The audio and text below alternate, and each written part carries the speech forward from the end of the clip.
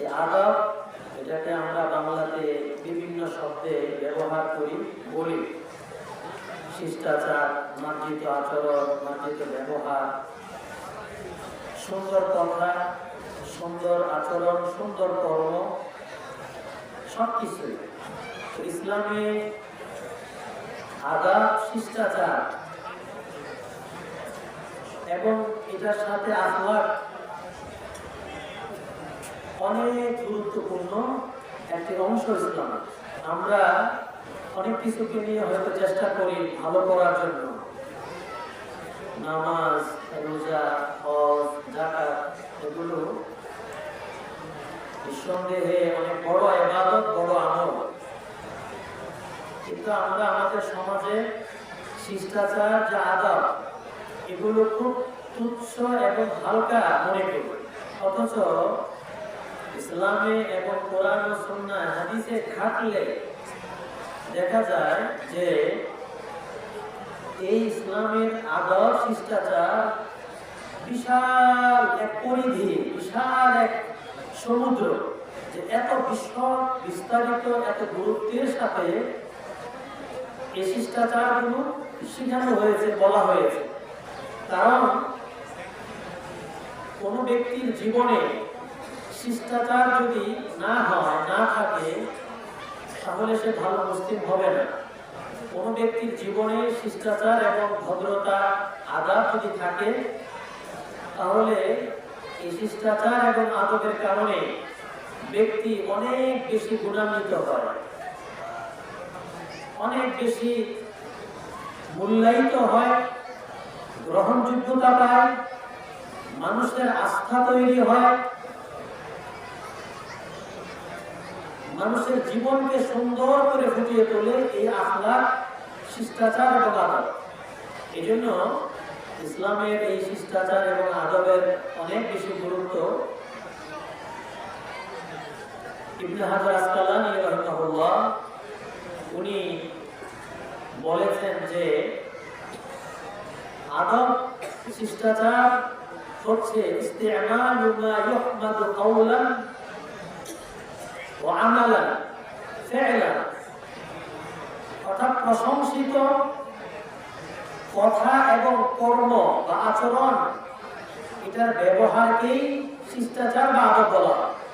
ইবনে কাইয়িম রাহিমাহুল্লাহ আমরা জানি অনেক বড় বিদগ্ধ ইসলামের ব্যক্তিত্ব, আলেম ছিলেন। উনি বলেছেন যে আদবটা কি? উনি বলেন যে ইস্তিমাউ খিসালুল খায়রি ফিল আবদি, অর্থাৎ ব্যক্তির জীবনে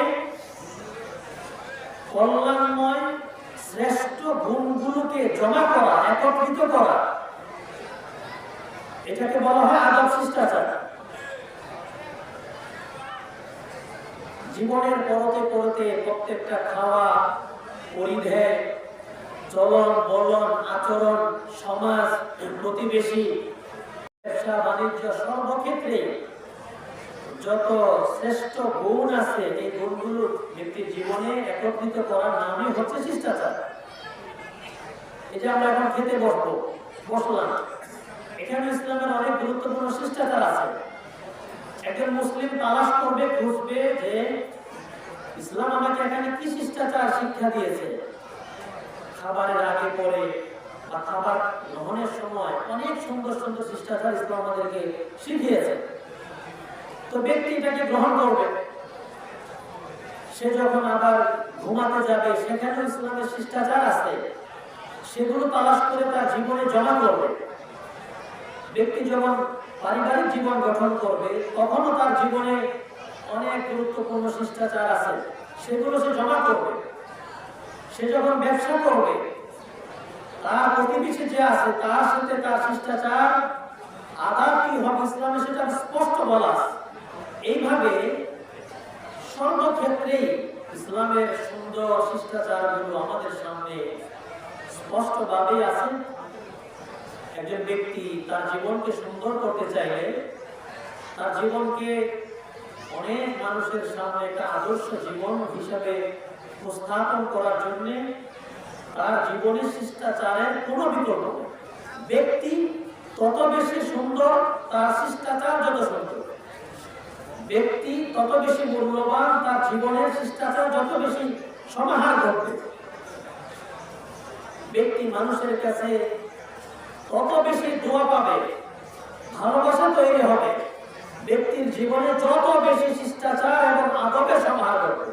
আর যার জীবনে এই শিষ্টাচার এবং আদবের সমাহার ঘটবে না, তার হয়তো ভালো নামাজ থাকতে পারে, অন্য কিছু থাকতে পারে, কিন্তু হয়তো অনেকের কাছেই তার প্রতি দোয়া থাকবে না, ভালোবাসা তৈরি হবে। কোরআন কারীমে আল্লাহ সুবহানাহু ওয়া তাআলা বলেছেন, ইয়া আইয়ুহাল্লাযীনা আমানু কু আনফুসাকুম ওয়া আহলিকুম নারা। হে মুমিনেরা, তোমরা নিজেদেরকে এবং পরিবারকে আগুন থেকে বাঁচাও, অর্থাৎ জাহান্নামের আগুন থেকে বাঁচাও। এই আয়াতের তাফসীরে আলী ইবনে আবি তালিব রাদিয়াল্লাহু আনহু উনি বলেছেন যে আল্লাহ তাআলা যে কথা বলেছেন এর অর্থ হচ্ছে, উনি বলেন আল্লিমুহুম ওয়া আদিবুহুম, তোমরা নিজেদেরকে এবং তোমাদের পরিবারকে তালিম করো এবং তা'দীব করো, জ্ঞান শিক্ষা দাও এবং আদব শিক্ষা দাও। আর এই জ্ঞান এবং আদব শিক্ষা দেওয়ার মাধ্যমে তোমরা নিজেদেরকে এবং পরিবারকে জাহান্নাম থেকে বাঁচাবে। হাজিরিন, কত বড় কথা আল্লাহ তাআলা এখানে বলছেন যে নিজেকে এবং পরিবারকে জাহান্নাম থেকে বাঁচাবে। আমরা আমাদের সন্তানদেরকে নিয়ে কত চিন্তা করি না ভাই?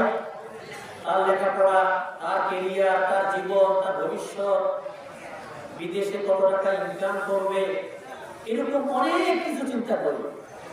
কিন্তু আল্লাহ আমাদেরকে বললেন যে নিজেদেরকে এবং পরিবারদেরকে তোমরা জাহান্নাম থেকে বাঁচাও। জাহান্নাম থেকে বাঁচাবো কিভাবে? আলী বলেন রাদিয়াল্লাহু আনহু, তাদেরকে তালিম করো, সন্তানদেরকে পরিবারকে তালিম করো, আদব শিক্ষা দাও। বিখ্যাত তাবেঈ মুজাহিদ রাহিমাহুল্লাহ উনিও ঠিক একই কথা বলছেন।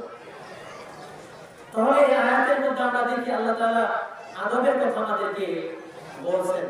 আবু দাউদের হাদিস, নির্ভরযোগ্য হাদিস, রাসূলুল্লাহ সাল্লাল্লাহু আলাইহি ওয়াসাল্লাম বলছেন যে ইন্নাল হাদিয়া সালিহ ওয়া সামতা সালিহ ওয়াল ইকতিসাদ জুজউম মিন 25 জুজআন মিন আন-নবুওয়া। বলেছে সৎ চরিত্র, সদাচার, সুন্দর জীবন আচার, শিষ্টাচার এবং মিতব্যয়ী অথবা মধ্যমপন্থা অবলম্বন করা, এটা নবুয়তের 25 ভাগের একটা ভাগ। জীবনকে সুন্দরভাবে তৈরি করা, সদাচার এবং শিষ্টাচারকে রাসূলুল্লাহ সাল্লাল্লাহু আলাইহি ওয়াসাল্লাম এত বেশি গুরুত্বের সাথে উল্লেখ করেছেন। মুহাম্মদ রাসূলুল্লাহ সাল্লাল্লাহু আলাইহি ওয়াসাল্লামকে আল্লাহ সুবহানাহু ওয়া তাআলা ওনার জীবনে অনেক কিছু করেছেন, তাই না?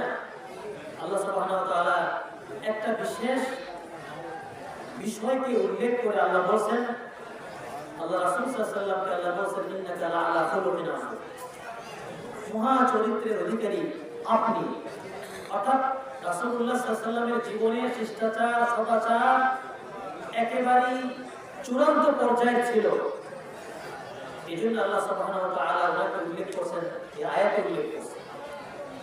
হাজিরিন, মুহাম্মদ রাসূলুল্লাহ সাল্লাল্লাহু আলাইহি ওয়াসাল্লাম আমাদের জীবনে এই শিষ্টাচার এবং শিক্ষা, আদব শিক্ষা দেওয়ার জন্যই উনি প্রেরিত হয়েছেন বলে বলেছেন, ওয়াইসতু লিউতাম্মিমা মাকারিমাল আখলাক। আখলাককে তৈরি করা, মানুষের জীবনে আখলাক তৈরি হয়, এই আখলাককে, শিষ্টাচারকে পূর্ণতা দেওয়ার জন্য আমি প্রেরিত হয়েছি। এই জন্য আমরা শিক্ষার চিন্তা করি, কিন্তু শিক্ষার সাথে যে আদব শিষ্টাচার সে চিন্তাটা আমরা করি না। শিক্ষার সাথে আদব যদি না থাকে, এই শিক্ষা বেয়াদবি হবে। শিক্ষা আমি অর্জন করলাম, কিন্তু শিক্ষার মধ্যে আদব নেই, তাহলে এই শিক্ষা আমাকে অহংকারী করে তুলবে, নম্রতা শেখাবে না, ভদ্রতা শেখাবে না, জ্ঞানের বড়াই হবে। এই শিক্ষা আমাকে মানুষের সাথে সুন্দর আচরণ শেখাবে না।